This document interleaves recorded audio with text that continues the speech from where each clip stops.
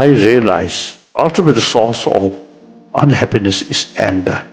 So the whole sentient being we usually call mother sentient being. So training these things, then almost you see entire phenomena appears very positive. Sometimes I read some of these deities, deities.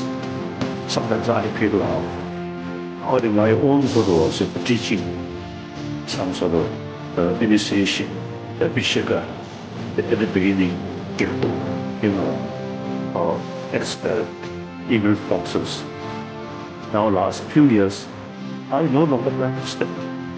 Nothing to expel.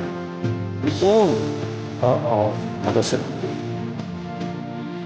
So this practice very, very helpful. Very helpful.